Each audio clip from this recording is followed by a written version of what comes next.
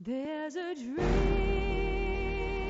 I feel so rare, so real, and the world in union, the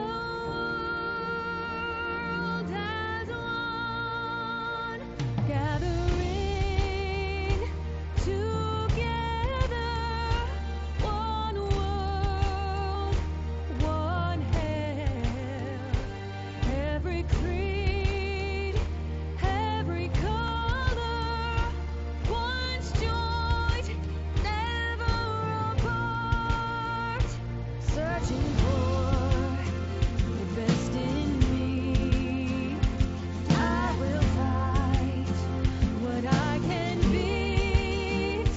If I win, lose, or draw, there's a winner in us all. It's the world in union, the world as one, as we climb to reach our destiny.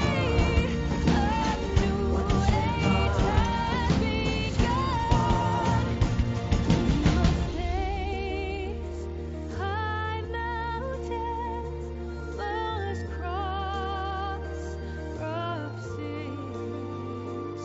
We must take our place in history and live with dignity.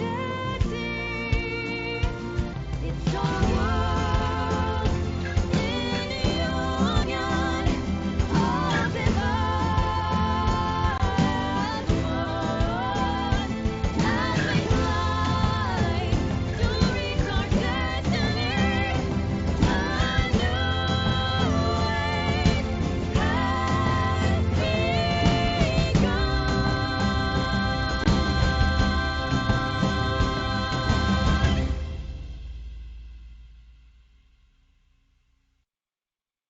Hello everyone and welcome to today's webinar. I'm very pleased to here today for opening of this webinar. My name is Füsun Güngör and I will be your moderator. I work at Ceva Poultry corporate marketing team and I'm excited to be hosting this session today. The world is facing a crisis with COVID-19. The egg industry continues to step up and deliver safest and healthiest protein source to consumers all over the world. Despite all the uncertainties due to the current COVID-19 crisis. In this webinar, we will have the opportunity to discuss these issues and learn more about what are the good practices to follow for the layer and egg industry players. Mark Williams is going to give a talk in a few minutes. We will be running a live question and answer at the end of the webinar. If you have a question for our speaker, please feel free to send it through in the Q&A on the right side of your player. We will be answering questions at the end of the session. I would like to thank Mark Williams from British Egg Industry Council for having accepted our invitation today. Before his talk, let me introduce briefly our speaker to you all. Mark Williams has accumulated extensive experience and knowledge in the layer and egg production industry throughout his career in the UK. He's the son of a poultry farmer, and with his solid agricultural background, he spent his early years at the National Farmers Union in north of England as a regional poultry advisor. Then he became national egg specialist in 1995. He joined the British Egg Industry Council 4 years later and became chief executive in 2000. Today, as chief of the British Egg Industry Council, he is responsible for its full daily operation. He truly enjoys working with other stakeholders of the industry to make a difference to drive the egg industry forward at both political and commercial levels to allow business to continue to be able to compete in the future. Today, he will share with us his talk about the UK egg industry and explain what are the learnings from past challenges to deal with the current COVID-19 threat and how to take opportunities. Mark, please, stage is yours.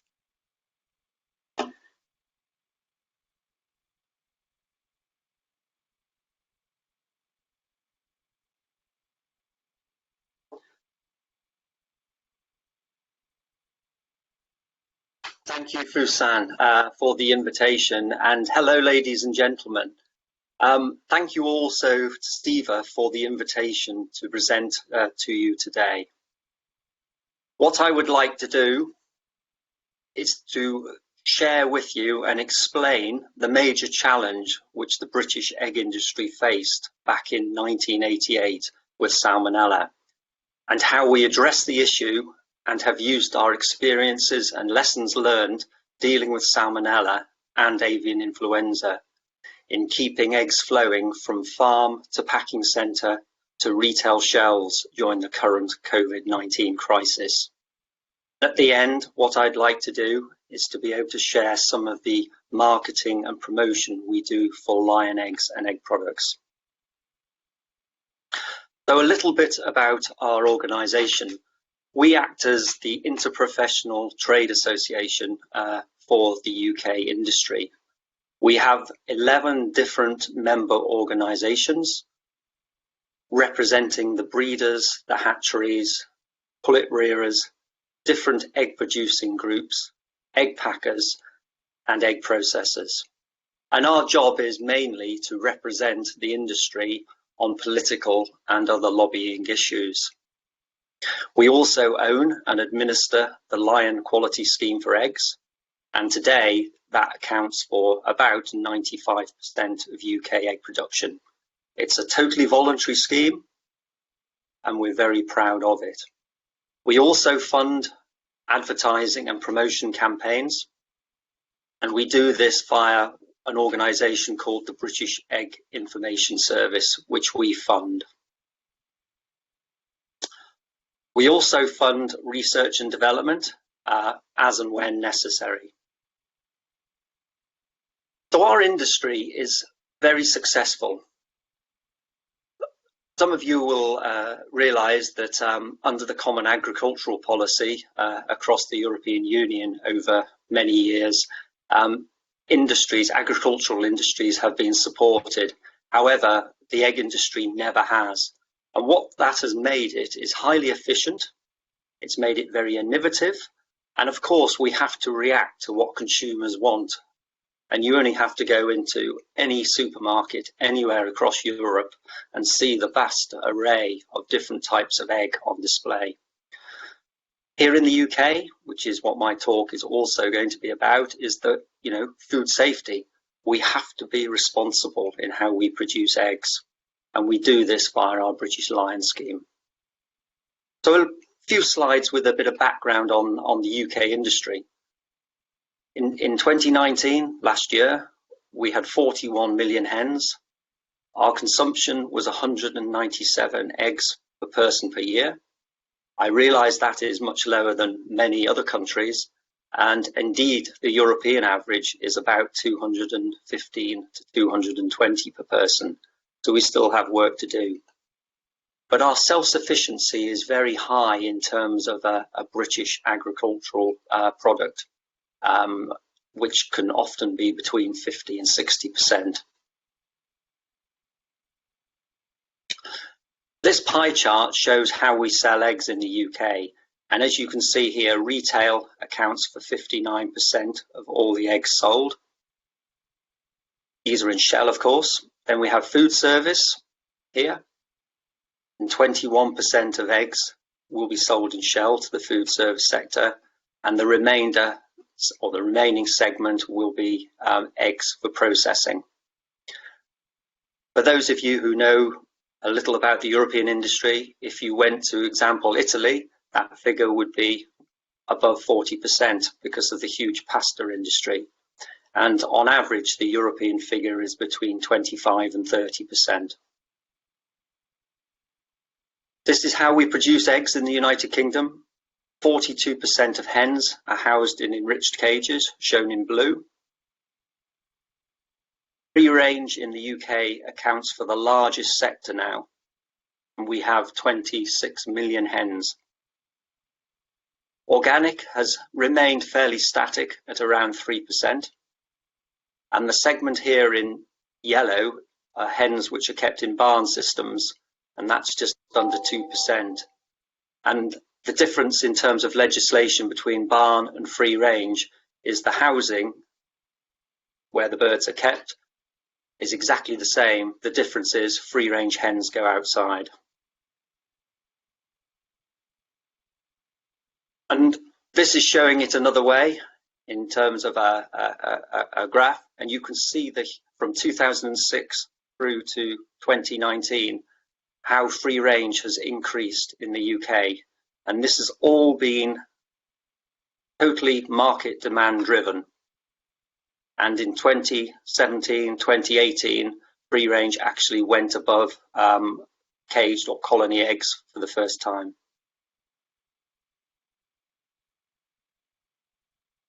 And a few pictures, ladies and gentlemen. Here you can see the traditional or conventional cage, which was used across the European Union before 2012 when they were banned, and now hens are kept in enriched colony cages. And this is a typical internal view of a free range house in the UK, where an aviary system is utilising the cubic capacity, litter down the sides of the house, and then pop holes which are open during daylight hours. Typical view of a free range outside. In this particular photograph, excuse me, you can see a veranda is attached to the side of the house, which allows birds to be able to move from inside through a veranda, which will have a wire mesh to protect from the elements of the weather, and then birds are allowed outside. However, this is not the norm in the UK, whereas it tends to be the norm in many European countries. And this is a view within a barn house. Now, what's happened is that UK retailers have made a decision to go cage-free from 2025. Well, cage-free in the United Kingdom will mean barn. So we, as the BIC, have been working with retailers and with animal welfare NGOs to come forward with a standard of what that will look like. That has now been agreed, and businesses will start to invest in this new system. And what they will effectively do is take the equipment, i.e. the enriched cages, out of those houses and replace them with an aviary type system, because we can perfectly well use the existing houses. It's just the equipment that will change. And you can have many thousands of birds within these houses, which will be divided up into colonies, individual colonies inside the house, no more than 6,000 hens.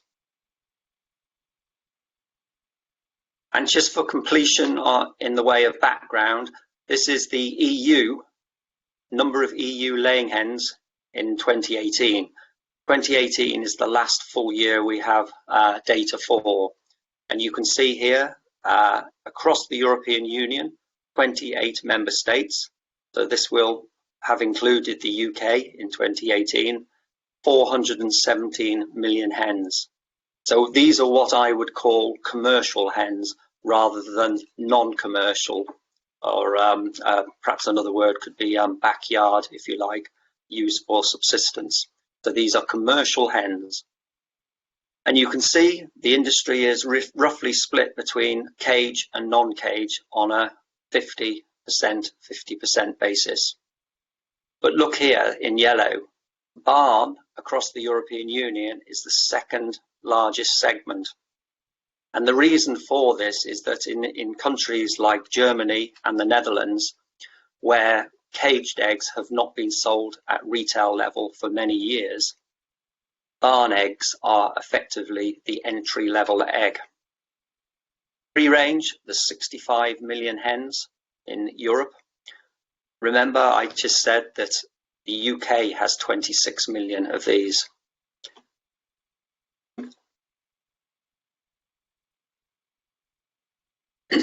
So this slide illustrates the influences which individual businesses in the United Kingdom are dealing with on a daily basis.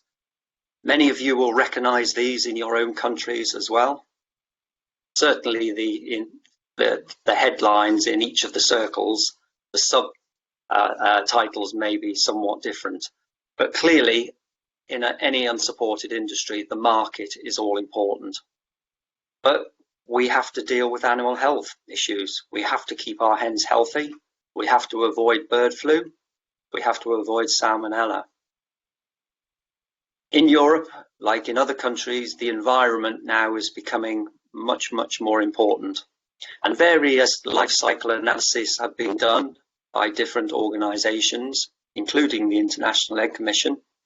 And those are very useful in being able to explain to our customers and consumers that actually eggs have a very low carbon footprint, certainly compared to many other food products. Food safety, this really should be a given now. In other words, everybody expects their food to be safe. Animal welfare, it has been important in Europe for many, many years. And as I've just noted, there is a move both within the UK and a number of other EU member states to move to cage-free production, certainly for retail sales. We also have pressure to end beak trimming, or infrared beak treatment even. Male day-old chick disposal, it comes on the media headlines occasionally. And also in the United Kingdom, the latest consultation which will be coming from government to industry is on transport. And it's not just on poultry transport, this is on all live exports. So it will include cattle, sheep, pigs. But we have to make sure in the poultry industry, because we are different to those species, that we are not adversely affected. And of course, as we know, many governments are involved in trade negotiations with each other. And as you will already know, the United Kingdom is transitioning out of the European Union. That transition period ends on the 31st of December this year, and we effectively will be looking to trade with other countries around the world. So the background to the Lion scheme, just to give you some context for later on in the presentation. It was back in 1988 that Edwina Currie, who was the then junior health minister in the government, announced on national television one Sunday morning that most egg production in the UK is infected with salmonella. And sales went down by over 50% overnight, and the industry went into crisis. And the reason why she said what she said was that Salmonella enteritidis phage type 4, this is this green line here, started increasing sharply in 1987 and into 1988. And in fact, it remained high all the way through the 1990s. So the industry then said, well, we have to do something, because egg sales were decreasing by 8% each year, and the industry was in serious crisis. So the quality assurance managers and directors of a number of the egg companies in the industry sat down and came forward with a revamped Lion Code of Practice. And what that did for the first time is it required compulsory vaccination against salmonella. It required much better hygiene and biosecurity on farms and throughout the chain. And very importantly, it also required that rodents, rats and mice in particular, were controlled properly on farms. And clearly, we sought the advice of scientists and other experts. Some of these were within the industry, some were independent, and some were also government scientists. And what this showed, and this is a quote from a government report in the year of the millennium, 2000, and they said that vaccination of hens against salmonella is considered to be the major factor in reducing levels of egg-related human Salmonella enteritidis. So it was a success. We knew it worked. In the UK, we are very fortunate in that we have a number of live and inactivated Salmonella vaccines which are allowed, but they must have a UK marketing authorization, which is issued by one of our government departments. And these, by way of illustration, ladies and gentlemen, are the products which are available for producers to choose from. And in fact, most of the UK egg industry now will be vaccinated with a live vaccine, purely and simply because of ease of administration.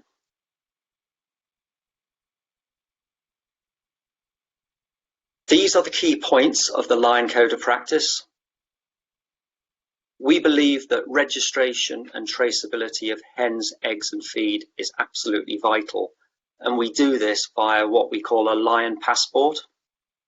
So this tracks everything that happens to a flock of birds from the moment the chicks are hatched right the way through to slaughter. As noted, we require compulsory vaccination against enteritidis as well as typhimurium. We don't allow any molting. Proper rodent control, of course. Hygiene, time and temperature controls throughout the chain. So that's from farm right through to the packing centres, and then advisory into retailers. We print all eggs with a unique code that identifies them by both the system of production, so free range, barn, organic or enriched cage, as well as the farm that they were laid on. We also put a best before date and the little lion logo on every single eggshell, and that gives consumers great assurance that they are rotating their eggs when they get them home by date. We require strict feed controls, and also we enhance the levels of Salmonella sampling and testing over and above legislation. And we do this to government standards. But very important is in any assurance scheme is that you must have independent auditing. And we employ an international body, auditing body, and they're accredited to ISO 1765. And they do a great job for us. And what I wanted to show on this slide was this is produced by the European Commission once a year. Europe, or the Commission, introduced legislation across the European Union back in the 2000s.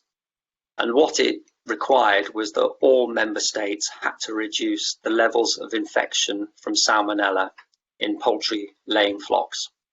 So they set a target that no more than 2% of laying flocks are allowed to be infected with Salmonella. So that's 2% of that country's laying flocks. This line here shows the total numbers of all Salmonellas. So these could be the exotic Salmonellas as well, which have affected the United Kingdom industry since 2013 through to 2018. But the most important line is the legislation requires that action is taken against what they call regulated cerevars. So these are Salmonella enteritidis, Typhimurium, and the monophasic Typhimurium.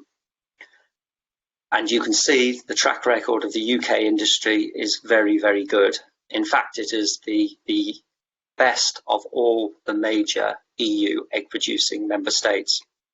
But we are not complacent by any means.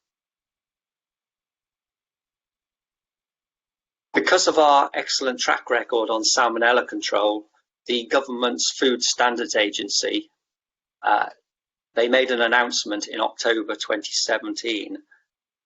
And what they did was they amended the advice which had been put in place for consumers. And these are consumers in so-called vulnerable groups. So that will be pregnant women, babies, elderly people, or people who are ill. The advice following the Edwina Currie announcement back in 1988 was that those vulnerable groups should only eat eggs which are cooked until the yolk and white are solid. And that advice had remained in place since 1989 when it was put into place. All these years it took to change it. So we asked government to do a review of egg safety. They did that. They published a report in 2016, and then the Food Standards Agency made an announcement, and it said that now even vulnerable groups can eat eggs runny or even raw as long as they have the British Lion mark on them. So this was a major, major plus for the industry. And I suppose in many ways it was similar to the cholesterol issue being dispelled, which has benefited the world egg industry. So we were very pleased about this. And after that announcement, these were some of the headlines in our national newspapers the following day. And it really has now started to help move egg consumption forward. And this is our Lion Code of practice and what it looks like. We're currently on version 7. We do update it and have done. We did that in 2018 when we brought in additional biosecurity, pest control, and controls on antibiotics. In 2019, we increased our auditing, and in 2020, beginning of this year, we brought in new salmonella controls. And at this moment, we're preparing version 8, which will be launched in a few months' time. So in summary, on the Lion Code, we say it is a live code. So we update it in line with science, technology, and very importantly, with consumer expectation. And it covers 1,850 registered sites. Well over 90%. It is actually 95% of UK production today. And as you'll have seen from some of the measures, the standards we employ are already higher than those required by legislation. And all major UK retailers and discounters all specify Lion eggs. And we also have a sister code, the Code of Practice for the production of Lion egg products as well. So yolk, white, and all the different egg products. And I thought I'd just show you this. This is Edwina Currie. This is the lady whose announcement put our industry into crisis back in 1988. Today, she is a very good friend of the industry, and she actually came and spoke at our 21st anniversary celebration on the 8th of October 2019. We were very pleased about that. Moving on to the current COVID-19 issues. Now, clearly, as Fusen said, this is an unprecedented event across the world, and it has required actions none of us would have believed would ever have been necessary by governments as well as the citizens within individual countries. And what I'd like to do, ladies and gentlemen, in the next few slides is just to be able to illustrate to you some of the government actions and the effects on our industry and how we've been trying to deal with that.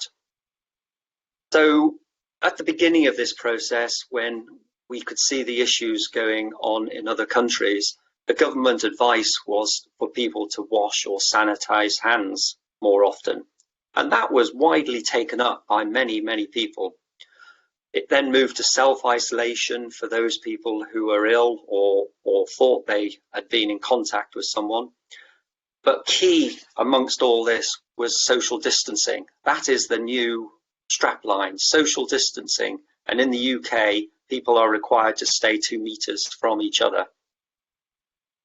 The main change came on the 23rd of March, when the Prime Minister announced that he expected people to stay at home. So the lockdown started. So of course, government then realised they had to do something to protect people's jobs and the economy.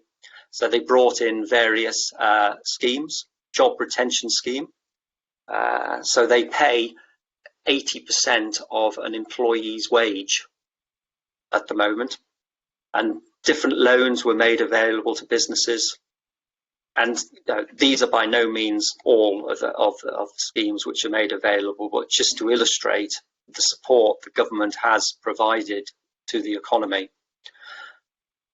On Sunday evening, the Prime Minister announced a slight relaxation, and those effects are taking place from today. So encouraging people back to work, but with a number of large caveats.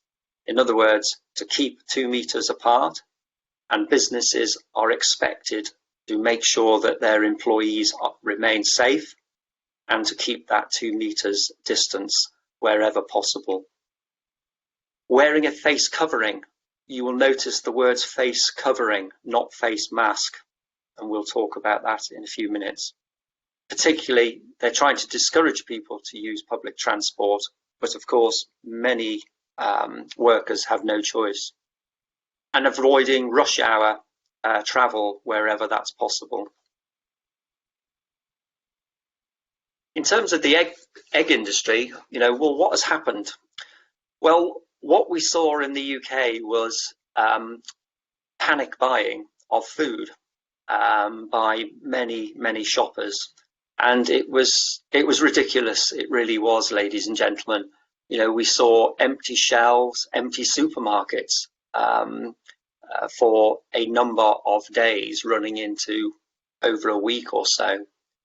For eggs, we've seen demand has increased on average by 17 to 18% during the months of March and April. In food service, demand has dramatically reduced as the hospitality industry in particular has had to effectively close down. And even the processing manufacturing industry demand has dropped significantly because as you will know, many egg products will be going into the hospitality industry to make cakes and other products. And this is just by way of illustration. The left-hand photograph is what a retail shelf looked like in March in the UK. In fact, there were a few eggs left here, but in many retailers there were just none. And the reasons for this, and this is an article that appeared in the Times newspaper on the 7th of May, and this is the front page, is that because people have been locked down at home, they've been consuming many more eggs, and they've also been doing a lot more home baking, which requires eggs and flour, and even flour is in short supply.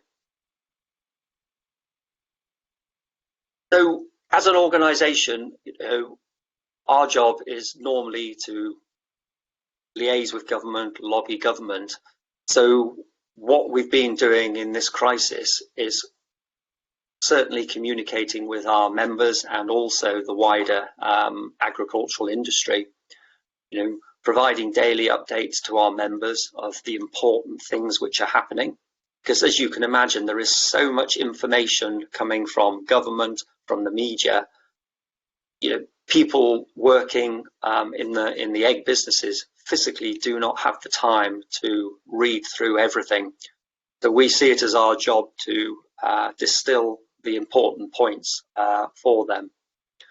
One of the key points was right at the beginning of the process when the lockdown came, and it was really only essential workers, so that's people within the health service and other like the police, the fire service, who were able to move from home. So we said to government, well, you know, it is really important that the integrated egg industry be classified as essential worker or a key sector, and the people in it as essential workers.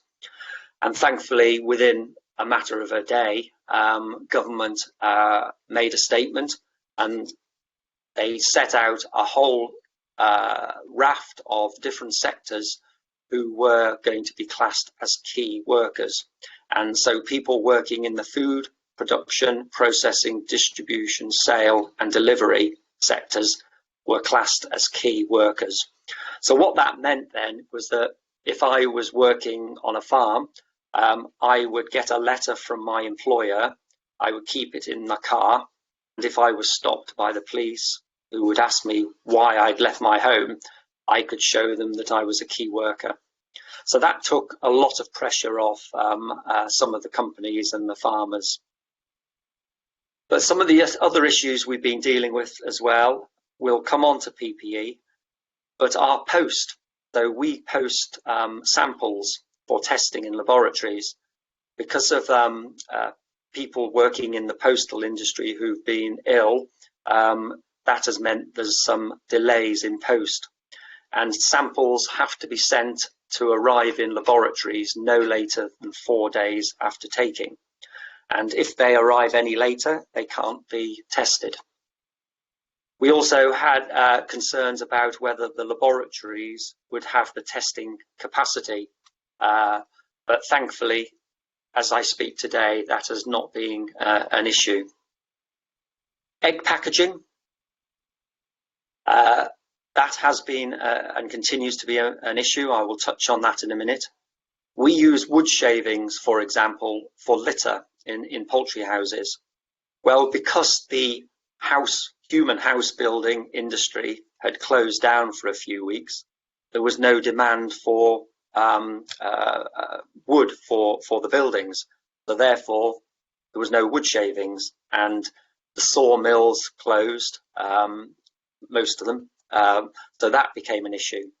And then advice to farmers and other business to make sure they order their gas and other fuel supplies, because it may take longer than normal. We also amended the Lion Code and introduced some temporary derogations. So we have stopped physical audits of farms, and now we do remote video audits. So the auditor will set up a program like the one we're on today, Blue Jeans, and they will ask the person on the site to walk around with a smartphone. So they're actually having a live video feed. This provides full certification, it's all approved, and it continues to provide assurance to our customers and consumers that Lion eggs are produced to the highest standards and continue to be produced to the highest standards. We've also reduced the number of egg collections from farms each week, and that's to help the transport industry, so that there was initially great pressure on drivers, so that's helped. And we also now have relaxed the colour segregation on keys trays, because under the Lion Code, free-range eggs have to go on blue trays, cage eggs go on grey, but at the moment that is derogated. Egg packaging. Well, what we do in the UK now is eggs tend to be packed on plastic trays on farm and go to the packing centre where they're washed, cleaned and then sent back again to farm. But what we've seen as the huge increase in retail demand is that there has been need for more egg packs or egg boxes. But this has been at the same time as some egg pack manufacturing capacity has been challenged. And this remains a point today. And interestingly, I was reading an article from a colleague on the continent yesterday, and their industry are facing exactly the same problem. So what that means is that in many retail stores today, there will be fewer egg stock keeping units on display. I thought I'd illustrate how our industry is structured for the purposes of biosecurity and how we've extrapolated some of the lessons learned in salmonella and bird flu control to COVID-19. So these are all the interconnecting parts of our industry and the movements which are taking place. So the dotted lines are movements that are taking place on more than one occasion. The solid lines are just single movements. And I know the organisers are going to make this presentation available later. So what we did back in 2018 as a result of H5N8 highly pathogenic bird flu was that we introduced much more stringent biosecurity requirements. So we require each farm to be divided into what we call a general biosecure area and a specific biosecure area. And the specific biosecure area is particularly where the birds will be. So in other words, requires a higher level of actions by the farms. A step over barrier is required as well, plus a change of clothing and footwear as you move between those areas.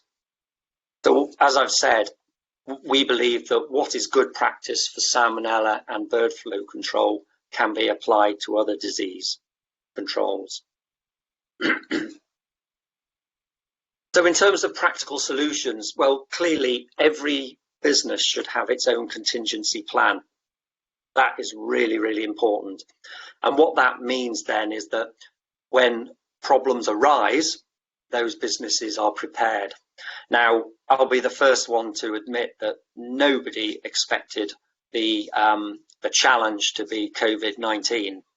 So these contingency plans, they were set up for bird flu, fire or flood and other issues like that, but certainly not for a disease that was affecting humans.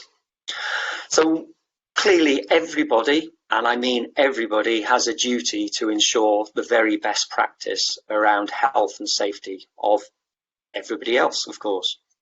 So that means having essential visitors only. You split the working hours.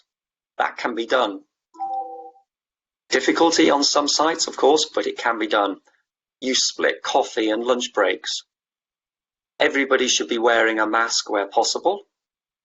The 2-meter social distancing, particularly in staff rest areas or canteens. But one point I found really interesting is that the advice just has to have, so for example, in a hatchery, you would have one full-time cleaner whose job was totally focused on the cross-contamination areas. So that person knew exactly what they had to do. They had nothing else to do but just concentrating on the cross-contamination areas. And for feed and delivery drivers and egg collection vehicles, they are fully expected to follow that particular farm's biosecurity protocols.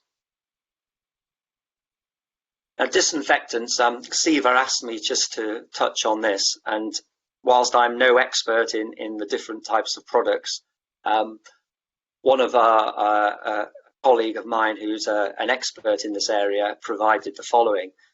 We are fortunate in the UK is we benefit from a large number of products.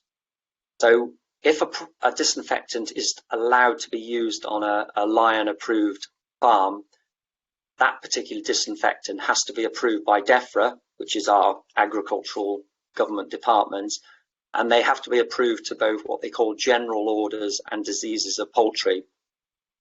So what they've said is that some quarterly ammonium compounds approved for avian viruses, it's a bit unknown whether they're effective, but what they say is that they are more likely to be effective at the general orders concentration.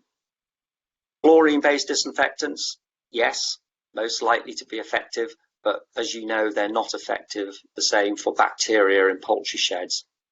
And then the aldehydes group would be recommended, but clearly don't put them in foot dips where they can evaporate if the foot dips outside the poultry houses aren't well covered. But the key point, ladies and gentlemen, is because everybody's so busy, protecting human health at the moment and trying to find a solution to this virus for human health, there's not a great deal of work being done on the effectiveness of individual disinfectants on COVID-19.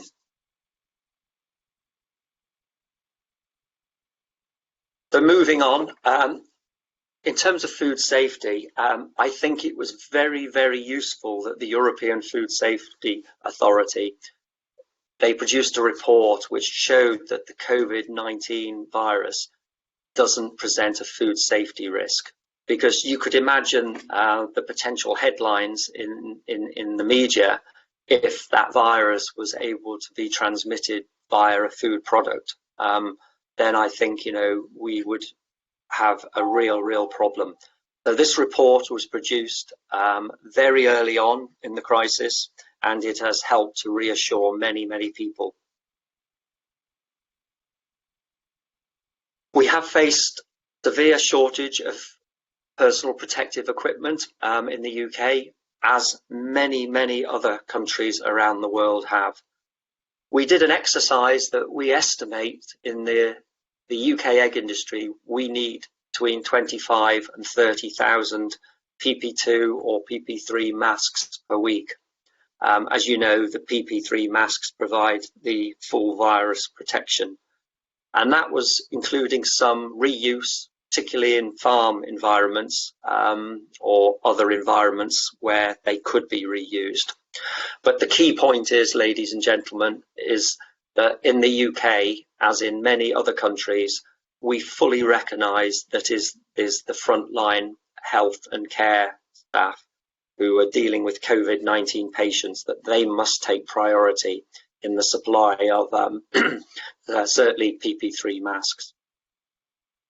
But we're also seeing issues with gloves, with coveralls, eye covering, and hand sanitizer, although some of those pressures are now easing as more supplies come online. Ceva also asked me if I would just touch on the European situation. I contacted a colleague in the Netherlands and I got some information from France, but very briefly, you could almost say the same thing in the Netherlands and France as the UK and the effects. But in the Netherlands, in the food service sector, they've seen as hotels and restaurants were closed, sales were affected, but that is now starting to change. So in other words, there is more demand from the food service sector there as restrictions are eased. In the early days of the crisis, there were higher supermarket sales, but as I said earlier, enriched caged eggs are not sold in Dutch supermarkets. So therefore, there was a real hit on the price of caged eggs in the Netherlands. They're also seeing higher stocks of egg products at the moment. And interestingly, the Dutch government operates a 1.5 metre social distancing. And again, PPE masks, as I've said, the Dutch are doing exactly the same. They're restricting those to hospitals at the moment. In France, the shell egg market, they saw sales increase 44% during the first 4 weeks of when they had a lockdown, and those were official government figures. Their catering industry, food service sector, again, just like the UK, a huge decrease. And they've actually slaughtered hens in France as well, because there were no market for the eggs. They're hoping to reopen restaurants at the beginning of June if the health conditions allow. And interestingly, for egg products, because of that huge increase in demand for pasta, they saw an increased need for production. But of course, that's now dropped away as the industrial downturn came into effect. But just like in the UK, they have now started to ease some restrictions in France. But different countries are doing different things, of course. And just to finish off, ladies and gentlemen, I thought I would just show you a few of the slides which demonstrate how we're going out and promoting lion eggs and egg products to consumers in the United Kingdom. So we have a 3-year strategy. We're in the middle of that strategy at the moment. If I'm being honest, that strategy has had to be looked at and slightly amended in the light of the COVID-19 crisis. But overall, the strategy remains the same, and that is to continue to grow the egg market in the UK and continue to support lion eggs and egg products. Our target audience is the millennials. They spend a huge amount of time on social media each day. Of our population of 65 million people in the UK, the millennials make up 17 million. So that is the largest age demographic. So it's a large market. And then we talk about pride in what we do. Well, we use ambassadors, and this particular gentleman is an Olympic diver. He should have been going to Japan this summer, but as we all know, the Olympics have been deferred a year.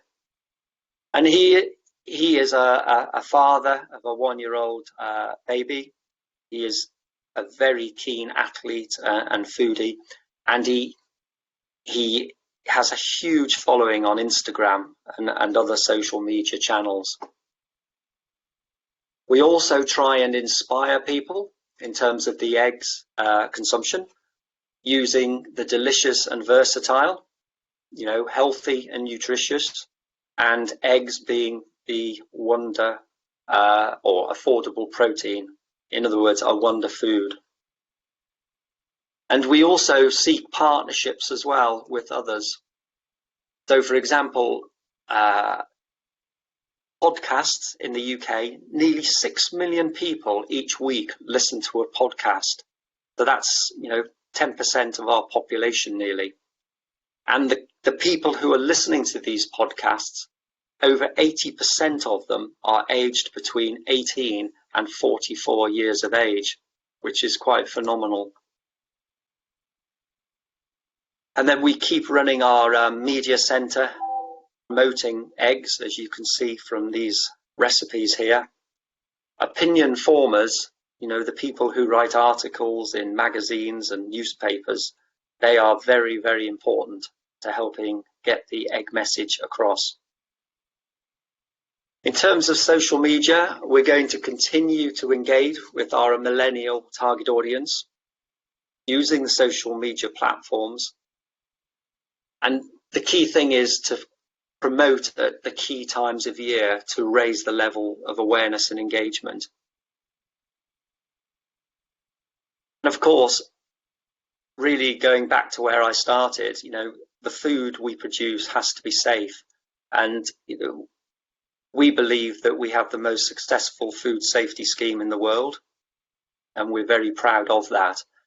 And coming back to the government's change in advice to allow vulnerable groups to eat eggs runny or raw, we are promoting eggs to that sector.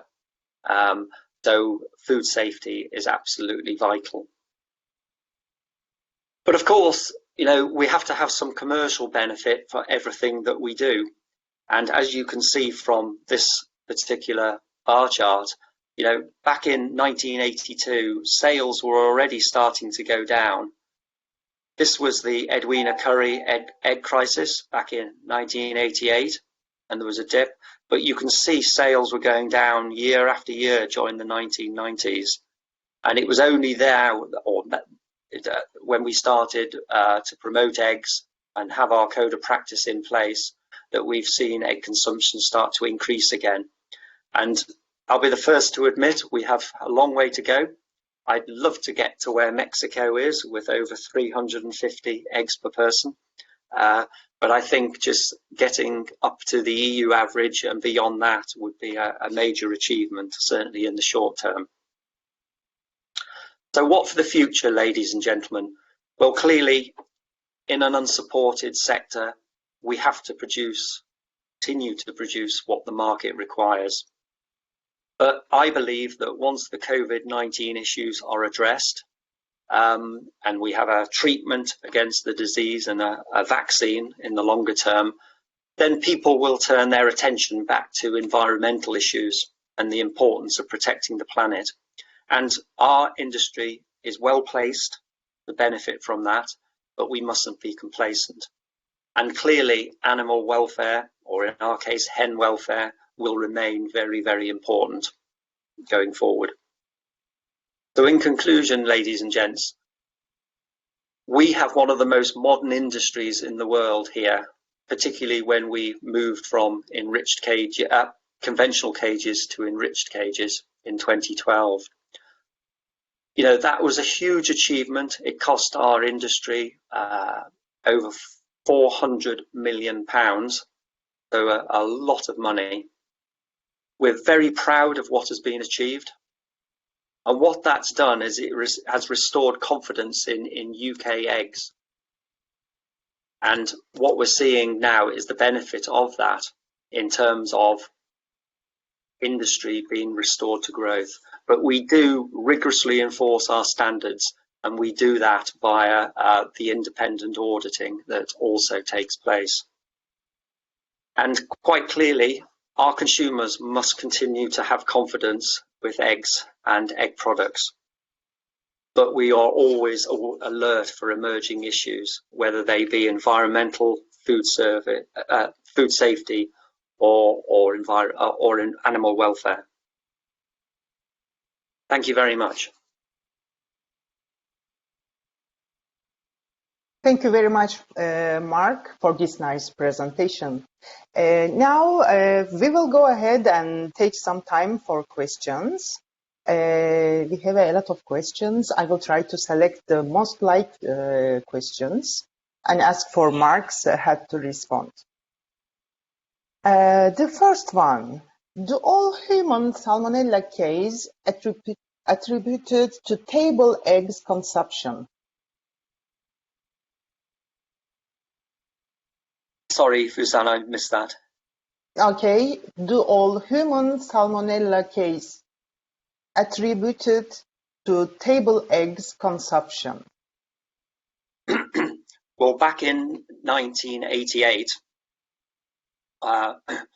what we saw was that levels of Salmonella enteritidis phage type 4 were increasing in eggs as well as poultry meat as well.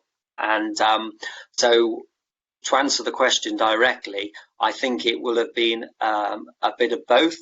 Unfortunately, in 1988, we had allowed Salmonella enteritidis to get inside the egg, not on the eggshell, but actually inside the egg. So what we saw was when those eggs were used in particular in catering establishments, where eggs are pooled together, you know, put together in a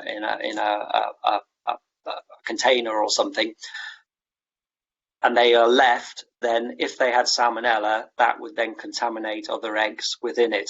So we saw a lot of the issues were actually coming from catering events. So in other words, the food service sector. But it still came from a shell egg originally, to be able to get into an egg product, if you like. Sorry, when I say an egg product, I mean a product that was put together. Tiramisu, for example, which is made with raw egg.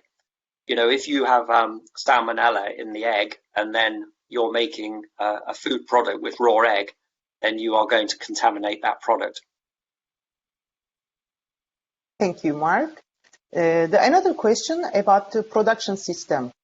Do you have any information about Europe market split, how hens are raised, enriched cage, free range, etc.? In Europe, did you say? Yes, in Europe market split. Okay, if I understand the question correctly, as I showed with my slide on the type of egg production in Europe, 50% of the hens kept in the European Union are kept in enriched cages. If you go to some European countries, they don't have cages anymore. So, for example, Austria, there are no cages. Sweden, they have enriched cages, but their percentage of the production in enriched cages will be much different to, for example, the United Kingdom. If you go to Netherlands, Germany, then caged eggs are not sold at retail level. So every single European country is different. And I think if I had to generalize, if you look to the north and west of Europe, or northwestern Europe, shall we say, then you will see a far higher percentage of non-caged eggs sold. Whereas if you go down to the south of Europe or to the east of Europe, they are predominantly still very much an enriched caged based industry. But I realize that is generalizing. Perfect. Thank you. Another question. What is the egg residue testing program that is being used in and what is tested for? Okay, so under European Union legislation is that every member state is required to put a residue testing program in place. And those results are required to be communicated to the Commission every year. They set out which contaminants they have to look for. It is then left to each individual member state to decide how they are going to collect samples. So, for example, for the egg industry in the United Kingdom, we have a government department. Their inspectors will go and sample eggs. So they will collect shell eggs either from farm, but it tends to mostly be from packing centres. They will be sent to a government laboratory for testing, and they will look at all sorts of different contaminants like dioxins, PCBs, coccidiostats, which are above their MRL, etc. There is a whole list, but the link is if the person who's asked the question so wishes, they can go onto the European Commission's website and just put in residues, and it will come up with the regulation and what is required to be tested for. Okay. Another question can be linked with this explanation. How many pullet and layer houses will be audited remotely in order to pass the farm audit? How many pullet and layer houses? Yeah. Okay, so I mentioned that we have 1,850 different sites in the Lion scheme. Roughly 1,200 will be laying farms. 300 will be pullet rearing farms, and then we will have breeder farms, packing centres and feed mills. So our audit body, independent audit body, they audit every single site every 18 months. Okay. However, laying farms, the 1,200 laying farms, they receive an independent audit every year. Okay, but in addition to that, every 6 months, the egg packer has to conduct an independent audit of their own of the laying farms which supply them with eggs. So we are auditing, we call them subscriber audits. So every 6 months, that audit takes place. And then once a year, the independent audit also takes place. So that, as you can see, the farms and the other sites are audited quite a lot. Okay. Another question is coming from UK. If we are going to avoid cage placement of layers in the future, do we expect to have less layers in the UK and therefore an influence of our self-sufficiency? That's a good question, and I presume the person who's asked the question is referring to how we transition from enriched cages to the new barn system to meet the retailers' cage-free requirements by 2025. We are carrying out a survey at the moment of our members, and it's those people who have existing enriched cage production, and there's approximately 14 million hens in enriched cages in the UK today. We know that we think we will need between 9 million and 10 million to satisfy retail demand for cage-free. Okay, and as I speak to you today, enriched cages will carry on being allowed in the future by legislation. It's really only what we would call a market ban on enriched cages in 2025.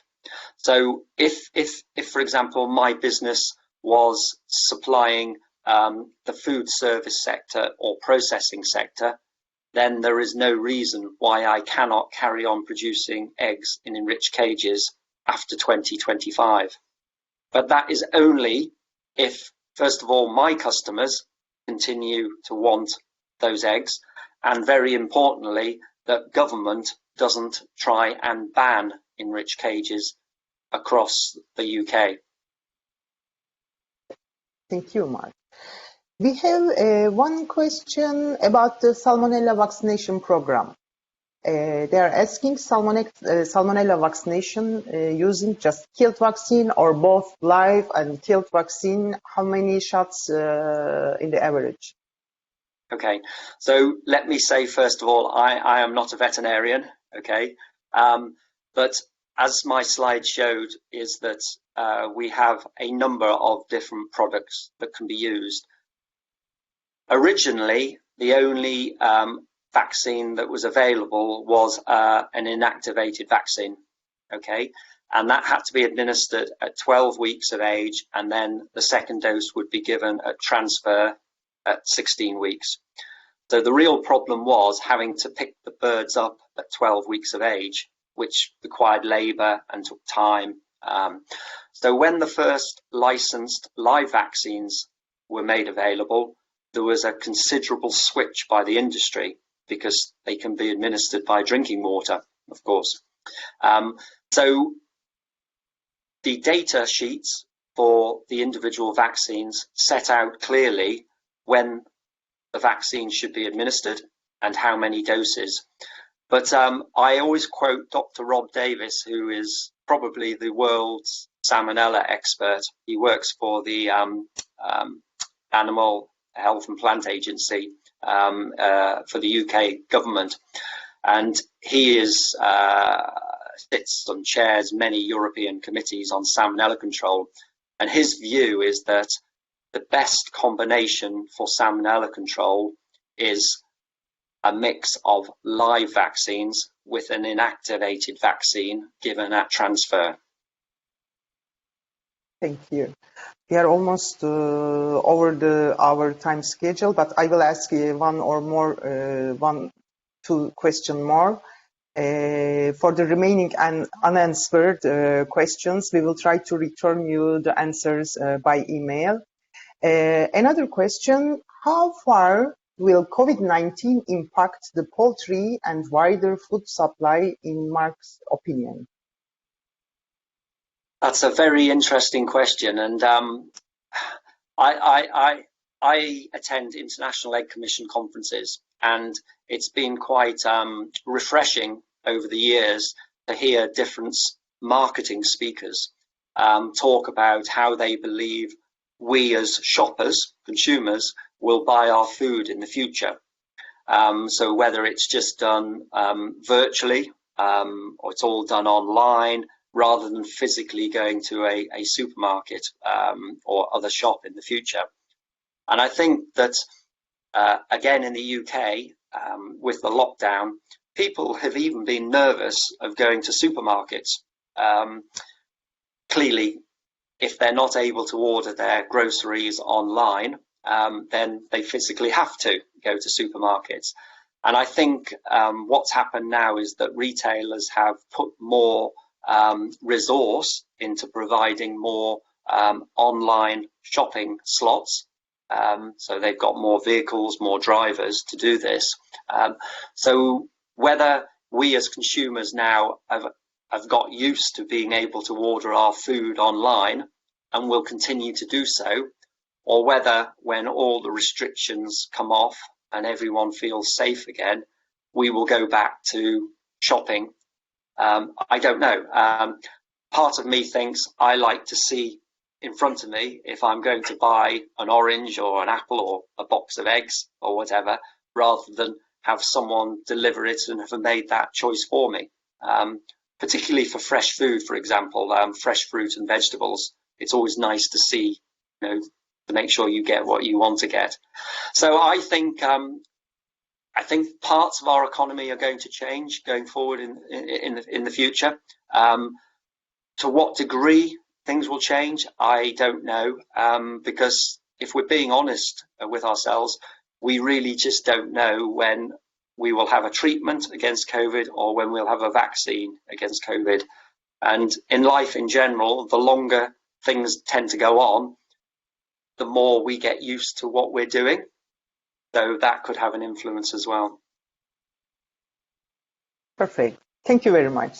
We are still receiving many questions, but we will try to return you the answer by email.